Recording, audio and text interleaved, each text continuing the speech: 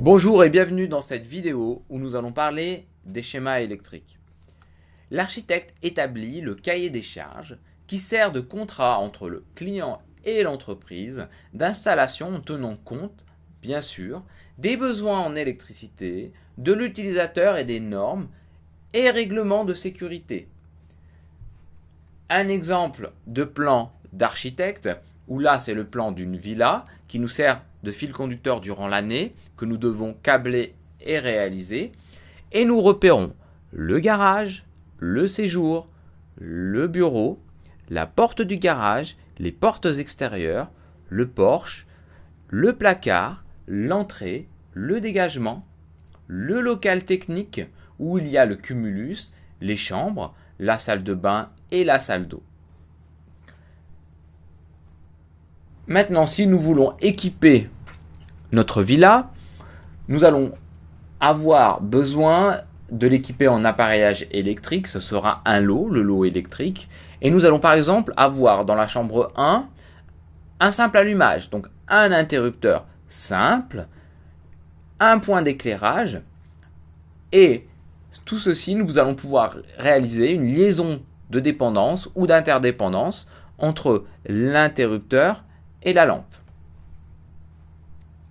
Il existe aussi des symboles normalisés que les architectes utilisent pour parler des prises spéciales. Nous avons par exemple la représentation d'un réfrigérateur ici, qui normalement est protégé par un seul disjoncteur de 20 ampères. C'est la norme NFC 1500 qui nous l'impose. Il existe différents types de schémas. Le schéma architectural, le schéma de principe, le schéma multifilaire et le schéma unifilaire. Ces différents types de langage que l'électricien doit maîtriser de façon à pouvoir réaliser une installation électrique, le présenter à l'architecte, le présenter au client, le présenter à son technicien. Ici, nous avons le cas du schéma architectural. Le schéma architectural, dans cet exemple, respecte les positions des appareils dans l'espace et indique des liaisons entre les appareils de commande et les appareils commandés. Nous avons ici un double allumage, un interrupteur qui commande une lampe, un interrupteur qui commande cette lampe, et 4 prises de courant. Le schéma développé, il traduit la fonction assurée par le montage. C'est le schéma des circuits électriques où tous les éléments sont disposés selon une ligne. La protection, F, la commande S, le récepteur E, et encore une fois la protection F. Mais F et F, c'est la même chose, c'est le même sectionneur porte-fusible. Le schéma multifilaire, là c'est la représentation avec tous les fils pour pouvoir réaliser un câblage. C'est un guide des interventions de dépannage ainsi que le choix de la nature des conducteurs à utiliser. Il représente les positions des appareils à leur emplacement dans les locaux avec les circuits électriques, détaillé et la position des canalisations. Le schéma devient vite illisible. Dans les cas d'installation complexe, il est de plus en plus remplacé au profit de schémas unifilaires. Pour réaliser un schéma unifilaire, nous avons des règles. Ces règles sont strictes. Nous devons faire attention à ne pas mettre par exemple un interrupteur sur la ligne du conducteur. Par exemple, pareil pour le câblage multifilaire, il y a des règles strictes. Ça c'est bon, ça c'est mauvais. Pourquoi c'est bon, pourquoi ça c'est mauvais? Parce que là, on repère très rapidement les appareillages de commande ou les récepteurs. Maintenant, le schéma unifilaire, c'est celui que l'on utilise le plus souvent parce qu'il nous fait gagner du temps.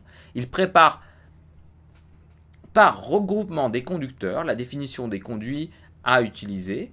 C'est une simplification de la représentation du schéma multifilaire. Il est suffisant pour l'exécution d'une installation. Le type et le nombre de conducteurs sont représentés en travers du conduit. Alors, si vous voulez avoir phase neutre et terre, vous allez avoir la phase, c'est une barre, le neutre, c'est une barre avec un rond, et la terre, c'est une barre avec une barre. Je vais vous montrer ça sur cette diapositive. Voilà les représentations normalisées pour réaliser des schémas unifilaires. Maintenant, ce qu'il y a d'intéressant aussi à savoir, c'est qu'avec le schéma unifilaire, on peut représenter dans l'espace où vont passer nos conducteurs, donc par définition où nous allons mettre nos conduits. Il faut replier les cloisons comportant des canalisations électriques sur la partie plafond de la pièce. Ça nous permet d'avoir l'encastrement en tracé oblique qui est interdit et ça nous permet de savoir aussi par où passent nos canalisations ou par où passent nos câbles. Nous devons absolument respecter les normes. Le schéma électrique est un moyen de représentation des circuits et installations électriques. C'est donc un langage qui doit être compris par tous les électriciens. Des règles de représentation sont à respecter. Elles sont répertoriées dans des normes nationales européennes. Domaine général, c'est ISO, SEN, AFNOR. Domaine électrique, CEI dans le monde, Sénélec en Europe, UTE en France. Voilà, à bientôt pour une prochaine vidéo.